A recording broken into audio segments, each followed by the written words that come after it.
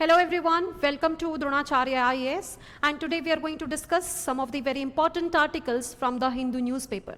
This discussion is very helpful for you in prelims, mains and interview programmes and also various other examination. Newspaper discussion आपके लिए सबसे ज़्यादा important है क्योंकि जो करंट अफेयर्स हैं वो यहाँ से न्यूज़पेपर से ही कवर होते हैं. तो आइए शुरू करते हैं डिस्कशन. सबसे पहली न्यूज़ जो फ्रंट पेज पे आई है, it is related to a crash in Ahmedabad. Plane crash हुआ है. एज वी ऑल नो कि येस्टरडे एक अहमदाबाद की फ्लाइट, अहमदाबाद टू लंदन की एक फ़्लाइट थी जो कि बिल्कुल कुछ मिनटों में ही टेक ऑफ होते ही उसका क्रैश यहाँ पर हमें देखने को मिला है. एंड इसमें ये अंदाज़ा लगाया जा रहा है कि majorly all approximately all the passengers and the crew members have lost their life. Fatal accident था ये. उसमें से एक पैसेंजर को शायद से यहाँ पर बचाया जा चुका है क्योंकि वो इमरजेंसी एग्जिट के पास बैठे थे एंड उन्होंने अपनी प्रेजेंस ऑफ माइंड यूज़ करी and he took an exit from the before the plane got burned. और ये जो कॉलिजन हुआ है उससे पहले ही उन्होंने क्या है जो एग्जिट अपना ले लिया था. इसमें बहुत सारी नेशनैलिटीज़ के लोग थे. इंडियंस थे, प्लस इसमें 53 ब्रिटेन के पैसेंजर्स थे, पोर्चुगीज थे, कैनेडियन थे एंड ऑल्सो यहाँ पर जो एक्स सीएम है गुजरात के वो भी इस प्लेन पर सवार थे. एंड इट इज़ अज्यूम्ड कि सभी ने ही अपनी जान यहाँ पर खो दी है and it is very saddening and we pay our tribute to all these passengers. We pay our condolences to all the family members, right. तो अभी इसमें डीजीसीए अभी पुख्ता जांच करने वाली है एंड उसमें फिर देखा जाएगा. DGCA director general of aviation, तो यहाँ पर जो सिविल एविएशन, तो इसके बाद जो भी रिपोर्ट्स आएंगी वो देखी जाएंगी. बस एक यहाँ पर एक वर्ड आता है मे डे, क्योंकि जैसे ही फ्लाइट टेक ऑफ हो रही थी तो जो पायलट है उसने मे डे कॉल किया था. मे डे कॉल करना मतलब क्या होता है कि डिस्ट्रेस कॉल करना या फिर इमरजेंसी कॉल करना to the air traffic controller, right. लेकिन जब उन्होंने वापस से कनेक्ट करने की कोशिश करी तो वो कनेक्शन नहीं बन पाया एंड कुछ ही सेकेंड्स के बाद वो जो प्लेन है क्रैश कर गया था. माना ये जा रहा है कि ट्विन इंजन प्लेन था, बट स्टिल दोनों इंजन का फेलियर ये या तो नेग्लिजेंस है या क्या टेक्निकल इशू आया है, ये बहुत जल्द हमें जो रिपोर्ट्स हैं उनके बाद देखने को मिलेगा. एंड ये जो रिपोर्ट्स हैं they are going to be very important, very helpful for avoiding the future incidences, such future cases, right. तो आइए चलते हैं नेक्स्ट आर्टिकल की तरफ. India marks a relative decline in the gender parity, ranks 131 worldwide. World economic forum WEF जो कि एक NGO है, पब्लिक प्राइवेट पार्टनरशिप को इन्हांस करता है, उसने जो कि इस्टेब्लिश हुआ था 1971 में, वहाँ से एक रिपोर्ट निकल के आई है, that is global gender gap report 2025. ये रिपोर्ट WEF पब्लिश करता है. UPSC कई बार ऐसे सवाल पूछ चुका है कि कौन सी रिपोर्ट कौन सा ऑर्गेनाइजेशन पब्लिश करता है. तो ये और भी कई सारी रिपोर्ट्स पब्लिश करते हैं, जैसे फाइनेंशियल डेवलपमेंट के ऊपर रिपोर्ट आती है, ग्लोबल रिस्क रिपोर्ट आती है, राइट. ट्रैवल एंड टूरिज्म के ऊपर रिपोर्ट डालते हैं, निकालते हैं, that is world economic forum WEF. इसको शॉर्ट फॉर्म में जो एस्पिरेंट्स है वो इस नाम से जानते हैं, WEF के फॉर्म से. तो वर्ल्ड इकोनॉमिक फोरम ने जो अभी रिपोर्ट निकाली है वो है ग्लोबल जेंडर गैप रिपोर्ट 2025. इसमें इंडिया की जो रैंक है वो और ज़्यादा नीचे गई है. पिछले साल जो रैंक रही थी इंडिया की दैट वॉज 129 और इस बार 131 गई है, राइट. अब ये बहुत ज़्यादा सैडनिंग है हमारे लिए क्योंकि जो जेंडर पैरिटी है हम उसको अचीव करना चाह रहे हैं. बेटी बचाओ बेटी पढ़ाओ आंदोलन चला रहे हैं, बहुत सारी स्कीम्स, विमेन सेंट्रिक स्कीम्स हम यहाँ पर कंटिन्यू कर रहे हैं, बट स्टिल जो यहाँ पर ये जो रिपोर्ट निकाली गई है उसमें हमारी रैंक इंप्रूव होने की बजाय डिक्रीज ही करी है. इसमें 4 की इंडिकेटर्स नोट डाउन करने होते हैं. 4 की इंडिकेटर्स जो आपको यहाँ पर स्क्रीन पर दिख रहे हैं. Number 1 is economic participation and opportunity. जो ये वाला की इंडिकेटर है इसमें इंडिया ने बेटर परफॉर्म किया है. मतलब जितना पहले जो लेबर फोर्स पार्टिसिपेशन में जो विमेन का पार्टिसिपेशन है वो पहले जितना ही रहा है, ना इसमें डिक्लाइन देखने को मिला है, ना इसमें बहुत ज़्यादा इंप्रूवमेंट देखने को मिली है. सेकेंड है जो बात करता है अबाउट द एजुकेशनल अटेनमेंट. इसमें डेफिनेटली इंडिया ने बहुत अच्छा परफॉर्म किया है. पॉजिटिव साइड ही इसमें इंप्रूवमेंट देखने को मिली है.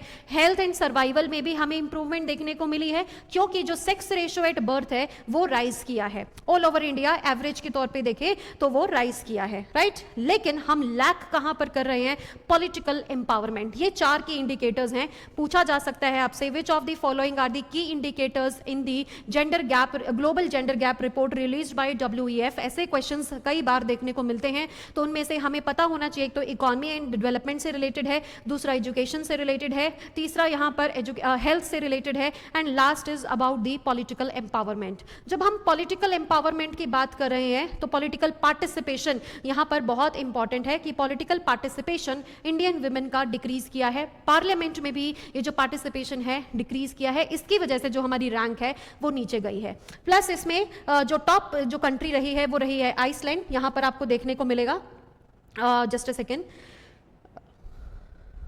Okay yes, here Iceland leads the rank for the 16th year. लगातार 16 सालों से आइसलैंड ने टॉप किया है। फिर उसके बाद फिनलैंड है, नॉर्वे है, यूके है, न्यूजीलैंड है। ये हमारी टॉप 5 कंट्रीज हैं। बट वेरी सरप्राइजिंग जो यहाँ पर हमें पोजीशन देखने को मिली है वो बांग्लादेश की है, राइट? तो बांग्लादेश ने 75 पोजीशन का जंप किया है एंड ग्लोबली ये 24th रैंक पर आया है, राइट? जेंडर पैरिटी में 24th रैंक किसको मिली है?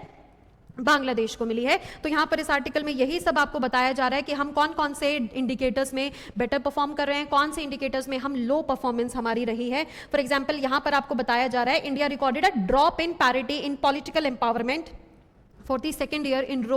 लगातार दूसरे साल भी हमारा जो पॉलिटिकल पार्टिसिपेशन है वो डिक्लाइन किया है। फीमेल रिप्रेजेंटेशन पार्लियामेंट में भी 14.7% से कितना चला गया है? 13.8%। अब देखना ये होगा कि जैसे ही, वैसे तो हमारी लोकल सेल्फ गवर्नमेंट में विमेन के लिए सीट्स रिजर्व्ड हैं, राइट? लेकिन अब जब हम पार्लियामेंट में भी सीट्स रिजर्व कर देंगे, 33% की रिजर्वेशन जब लागू हो जाएगी, उसके बाद देखने को मिलेगा क्या हमारा पॉलिटिकल पार्टिसिपेशन इंक्रीज हुआ है या नहीं हुआ है। तब तक के लिए आपको ये ध्यान रखना है कि ये जो ग्लोबल जेंडर जो पैरिटी जो जेंडर गैप रिपोर्ट है ये 2025 की, ये कौन रिलीज करता है? वर्ल्ड इकोनॉमिक फोरम रिलीज करता है। और इसमें इंडिया की जो रैंक है वो क्या करी है? डिक्लाइन करी है। हम पहले 129th रैंक पे थे, अब हम 131st रैंक पे आए हैं। 4 इसके इंडिकेटर्स हैं, you have to note them down, right? This is going to be very very important for you. आइए चलते हैं नेक्स्ट आर्टिकल की तरफ। Next article is talking about retail inflation. हम ऐसे आर्टिकल्स रेगुलरली डिस्कस करते हैं क्योंकि जो ये इन्फ्लेशन डेटा है, या अगर हम बात करें मॉनेटरी पॉलिसी की जो डेटाज होते हैं वो हर मंथ यहाँ पर पब्लिश होते हैं। इसमें सबसे इंपॉर्टेंट क्या है कि retail inflation is eases to 6 year low. 6 साल से लगातार यहाँ पर 2.8, जो 6 साल से लगातार हमें थोड़ा सा इन्फ्लेशन में क्या देखने को मिल रहा है? डिक्लाइन देखने को मिल रहा है। Not continuously but yes 6 years में पहली बार ऐसा हमें देखने को मिला है कि 2.8% पर जो हमारी रिटेल इन्फ्लेशन है वो आके रुक गई है। अब यहाँ पर बहुत सारे एस्पेक्ट साथ में हम डिस्कस करते हैं। सबसे पहले जो रिटेल इन्फ्लेशन है वो क्या है? इन्फ्लेशन क्या होती है? महंगाई होती है। ये जब प्राइसेस में इंक्रीज होता है। तो रिटेल इन्फ्लेशन क्या है? जब रिटेल लेवल पर महंगाई बढ़ती है, मतलब कंज्यूमर लेवल पर, हाउस होल्ड कंजप्शन जहां पर मेन रोल में आता है, वहां पर जो गुड्स एंड सर्विसेज हैं उनके प्राइस जब इंक्रीज करते हैं हम उसको बोलते हैं रिटेल इन्फ्लेशन। देन उसके बाद यहां पर बोला जा रहा है कि वो रिटेल इन्फ्लेशन क्या कर रही है? डिक्लाइन कर रही है। वैसे तो मॉनेटरी पॉलिसी कमेटी के अकॉर्डिंग जो हमारी एक हेल्दी इन्फ्लेशन है उसका जो आप बैंड विड्थ देखेंगे, आप उसका जो एक जहां पर एक बैंड दिया गया है दैट इज 4 ± 2%, मतलब 2 से 6% के बीच में कहीं पर भी है तो it is fine, it is healthy for the India, for any nation, right? Specially for India. India ने रखा हुआ है ये जो गैप है यहाँ पर, जो ये यहाँ पर रेंज रखी गई है इन्फ्लेशन की। तो अब इसमें इंपॉर्टेंट बात हमारे लिए क्या है कि जो हमारी इन्फ्लेशन है नाउ इट इज नियर 2.8%, तो मतलब 2 की साइड अब जाना शुरू कर गई है। 4% तो बहुत ज्यादा ओके होती है, उससे नीचे जब जाती है तो इसका मतलब क्या है यहाँ पर कि अब जो पॉलिसी रेट कट है जहाँ पर करने की जरूरत है। जैसे जैसे महंगाई बढ़ती है, देखो महंगाई किसके साथ रिलेटेड होती है? डिमांड के साथ रिलेटेड होती है। अभी कुछ दिनों पहले ही हमने डिस्कस किया था about the repo rate.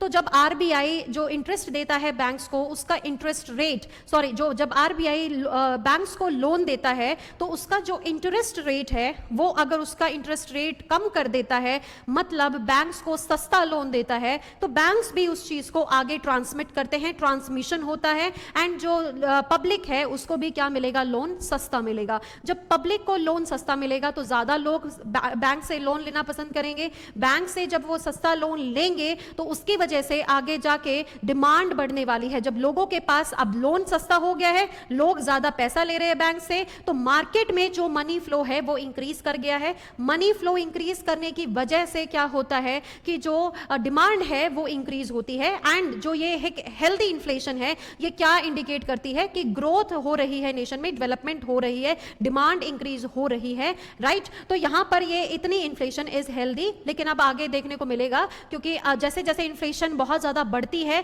Inflation बढ़ती हुई जब आती है तो आरबीआई क्या करता है, लोन को महंगा कर देता है। एंड जो अभी मैंने प्रोसेस आपके साथ डिस्कस किया, इसका बिल्कुल अपोजिट यहां पर केस देखने को मिलता है कि जब महंगाई बहुत ज्यादा हो जाती है तो इसका मतलब क्या होता है कि मार्केट में पैसा बहुत ज्यादा फ्लो हो रहा है, उस पैसे को वापस खींचती है, and that is how inflation को कंट्रोल किया जाता है, राइट। यहां पर एक्सपेंशनरी पॉलिसीज लगाई गई थी क्योंकि जो इन्फ्लेशन है उसको कंट्रोल करना था, and now inflation is under control, specially consumer level पर। वेरियस गुड्स के बारे में यहां पर बात करी गई है, लेकिन आपके लिए जो डेटा है this is not very important, क्योंकि हर महीने लगभग ये चेंज ही होता रहता है। बस यहां पर ये ध्यान रखना है कि जो ऑयल सीड का प्राइसेस है, राइट, तेल का जो प्राइसेस है, जो सीड्स का प्राइसेस है वो नहीं घटा है, एंड ज्यादातर जो इंडिया है वो इंपोर्ट्स पर ही रिलाई करती है। इसमें हमें प्राइस डिक्रीज नहीं देखने को मिला है, वो तो यहां पर इंक्रीज ही होते जा रहे हैं, driven by a contraction in the oil seed sowing rising global prices. क्या क्या रीजन है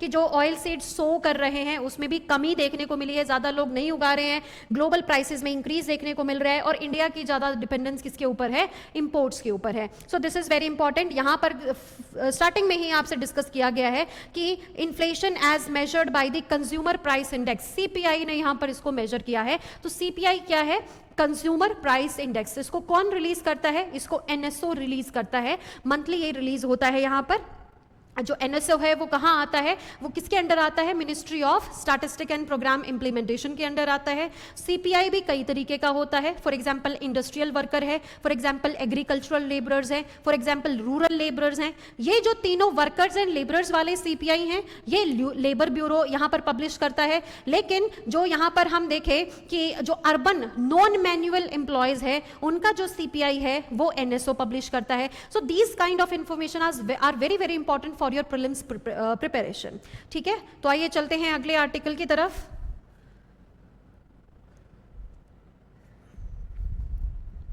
एक छोटा सा आर्टिकल यहां पर भी आपको देखने को मिलेगा, it is regarding the Mettur dam water. तो मेटूर डैम, वैसे ये आर्टिकल आपके लिए बहुत ज्यादा इंपॉर्टेंट नहीं है, पर आपको ये पता होना चाहिए कि जो ये मेटूर डैम की बात कही जा रही है ये कौन सी रिवर पर है, ये कावेरी रिवर पर है। कावेरी रिवर जो कि कर्नाटका के ब्रह्मगिरी हिल से ओरिजिनेट होके बे ऑफ बंगाल में जाके गिरती है, that is amounting to the length of 800 kilometre, approximately 800 kilometre की जो लेंथ है यहां पर कावेरी नदी की हमें देखने को मिलती है। और ये पेनिनसुलर रिवर्स में से एक बहुत ज्यादा इंपॉर्टेंट रिवर हमें यहां पर देखने को मिलती है, साउदर्न रिवर है कावेरी रिवर, राइट। तो जब कावेरी रिवर की हम बात कर रहे हैं तो इसमें कृष्णा राज सागर एक और डैम है, वो भी कावेरी रिवर पर है। एक और यहां पर हमें डैम देखने को मिलता है जो कि बगासुर जो आपका सागर डैम है, Banasur not Bagasur, that is Banasur जो सागर डैम है वो काबिनी रिवर पर है। काबिनी रिवर जो कि एक ट्रिब्यूटरी है कावेरी रिवर पर। तो कई बार हमें ऐसे आउट ऑफ द ब्लू ऐसे डैम्स के बारे में पूछ लेते हैं, पेयर बना के पूछ लेंगे कि ये डैम कौन सी नदी पर है, कोई डैम होगा न्यूज में, एंड उसके साथ पेयर बनाते हुए 2-3 ऑप्शन आपको और दे दिए जाते हैं। तो इस तरीके से आपको विद टाइम क्या है, ऐसे ऐसे आर्टिकल से एटलीस्ट इनका जो ज्योग्राफिकल जो कॉन्सेप्ट है वो आपको पता होना चाहिए। जो ये मेटूर डैम है ये ग्रेविटी डैम है, masonry gravity dam. Gravity dam का जो स्ट्रक्चर ही होता है, उसका काम ही होता है कि अगेंस्ट ग्रेविटी वहां पर जो वाटर है उसको होल्ड करके रखना, राइट। ग्रेविटी डैम है, ये आपको याद रखना है। मेटूर डैम कहां है, कावेरी रिवर पर है। चलिए अगले आर्टिकल की तरफ चलते हैं अब हम। So whole of the newspaper is covering about this plane crash.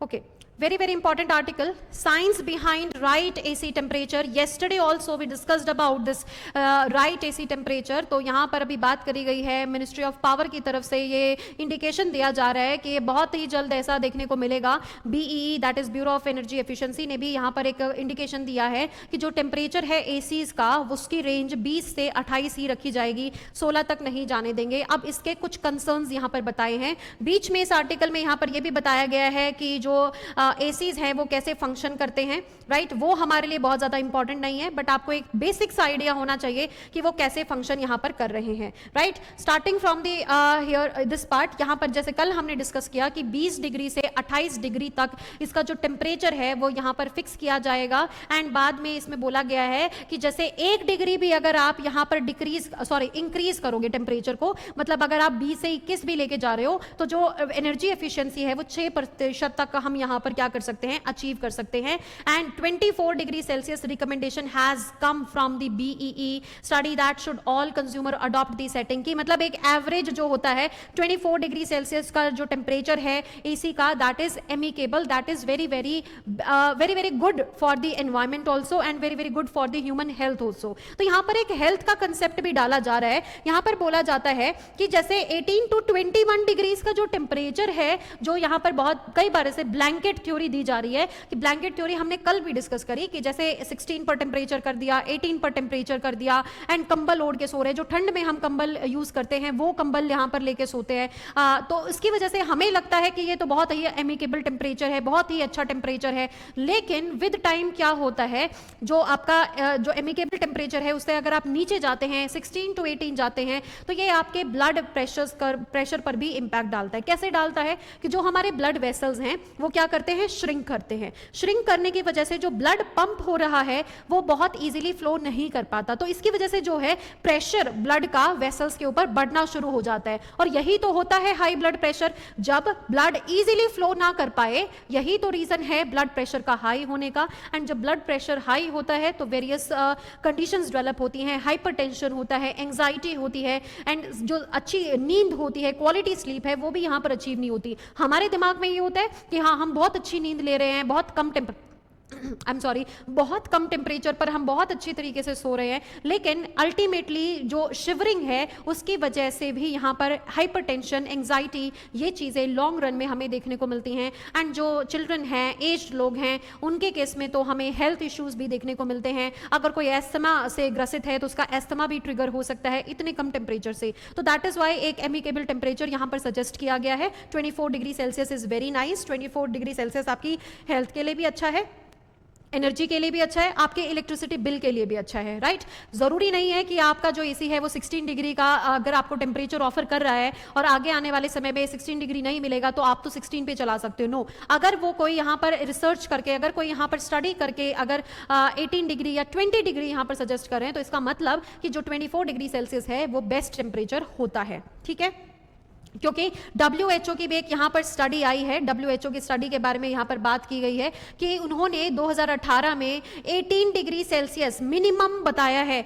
जो मिनिमम सेफ टेम्परेचर है ना वो भी 18 डिग्री सेल्सियस है, तो 16 डिग्री तो सेफ है ही नहीं लॉन्ग रन में किसी भी ह्यूमन बीइंग के लिए। So that is why here you can say that WHO 2018 housing and health guidelines recommended using 18 degree Celsius as the minimum safe living room temperature in temperate और cooler climates, because cardiovascular and ध्यान दीजिएगा respiratory admissions were found to be to climb steeply below that threshold. तो इसके बाद यहाँ पर क्या है, 18 डिग्रीज को क्या रखा गया कि भाई ये एमिकेबल टेम्परेचर है, लेकिन आप यहाँ पर एनर्जी एफिशिएंसी का भी ध्यान में रख के क्या बोल रहे हैं कि BEE भी बोल रही है कि अब हम जो रेंज है उसको हम लिमिट ही कर देंगे। We can not entirely rely, जब तक हम अवेयरनेस फैलाएंगे तब तक तो हम बहुत ही ज्यादा यहाँ पर क्या कर पाएंगे, एनर्जी को सेव कर पाएंगे, ठीक है। एनर्जी सेविंग, क्योंकि क्या है, जो एसीज को रन करने के लिए जो बिजली आ रही है वो भी कहाँ से आ रही है, थर्मल पावर प्लांट से आ रही है। अब जो थर्मल पावर प्लांट में हम कोयला बर्न कर रहे हैं, कोल बर्न कर रहे हैं, उसकी वजह से भी ग्लोबल वार्मिंग बढ़ रही है, क्योंकि जब कोल बर्न करेंगे तभी तो स्टीम बनेगी, स्टीम बनेगी तभी तो टरबाइन घूमेगी, एंड वहां से जो DC एंड AC जो चार्जेस है वो घर तक पहुंच पाएंगे। That is how this is functioning. तो यहाँ पर जो कोल बर्न हो रहा है स्टीम प्रोड्यूस करने के लिए, उस कोल से हमें क्या देखने को मिलता है कि कार्बन डाइऑक्साइड भी रिलीज होती है। कार्बन डाइऑक्साइड का ग्लोबल वार्मिंग पोटेंशियल है, carbon dioxide is a green house gas. So that is why this is very very important कि हमारी जो एनर्जी डिमांड है फॉसिल फ्यूल डिपेंडेंट है फिलहाल तक भी। बेशक हम एम कर रहे हैं कि हमारा जो टारगेट है वो जो रिन्यूएबल रिसोर्सेज हैं, सोलर एनर्जी है, विंड एनर्जी है, जियोथर्मल एनर्जी है, उसके ऊपर ज़्यादा डिपेंड करें, but still we are majorly 60 to 70% जो हमारा एनर्जी डिमांड है वो कहाँ से मीट हो रही है, वो फॉसिल फ्यूल से हो रही है, वो थर्मल पावर प्लांट से ही हो रही है। थर्मल पावर प्लांट पर जितना ज़्यादा हम डिमांड डालेंगे उतना ही ज़्यादा उनको कोल बर्न करना पड़ेगा, उतना ही ज़्यादा वहाँ पर प्रेशर बढ़ेगा, उतनी ही ज़्यादा वार्मिंग होगी, वार्मिंग से क्लाइमेट चेंज होगा, क्लाइमेट चेंज से ऐसी heat wave like conditions develop होंगी, एंड ज़्यादा से ज़्यादा फिर क्या चलेंगे, एसीज चलेंगे। एंड अगेन अब ज़्यादा एसी चलेंगे तो ज़्यादा किसके ऊपर डिपेंडेंट होंगे हम, एसीज के ऊपर, एंड एसीज के ऊपर डिपेंड होने से एनर्जी की जो डिमांड है फिर से वो क्या करेगी, राइज करेगी। हम यहाँ पर ये देखने को हमें यहाँ पर मिल रहा है, the BEE that is bureau of energy efficiency had said that the time that the total connected load due to ACs would be 200 gigawatts by 2030 कि 2030 तक सिर्फ ACs यहाँ पर 200 गीगावाट एनर्जी डिमांड करेंगे। एंड ये अनकंफर्टेबल अनहेल्दी टेम्परेचर है, systolic blood pressure increase करता है। सेपरेट ट्रायल्स करे गए हैं हर जगह, 18 डिग्री सेल्सियस से कम अगर टेम्परेचर में सो रहे हैं तो ये आपके हेल्थ के लिए भी सही नहीं है। इसके बाद यहाँ पर कुछ आपको प्रोसेस बताया हुआ है, इसमें क्या होता है बहुत ही सिंपल शब्दों में हम देखेंगे। जो ये होते हैं इसमें क्या होता है, एक यहां पर एवापोरेटर होता है, एक फैन होता है, एवापोरेटर फैन होता है, साथ में उसमें एक रेफ्रिजरेंट होता है। एवापोरेटर का काम क्या होता है, एवापोरेटर जो रेफ्रिजरेंट है उसको एक नियर बॉइलिंग पॉइंट टेम्परेचर पे स्टोर करके रखता है। फिर जब हम एसी ऑन करते हैं तो फैन चलता है, एवापोरेटर के ऊपर से ही फैन चलता है, एंड वो एयर जो हीट है कमरे के अंदर उसको सक इन करता है, एंड साथ में जो ह्यूमिडिटी है एयर के अंदर उसको भी खींच लेता है। जब आपको एसी के बाहर पानी गिरता हुआ दिखता है तो ये वही वाटर है, वही ह्यूमिडिटी है जो कमरे के अंदर से उन्होंने खींच ली है।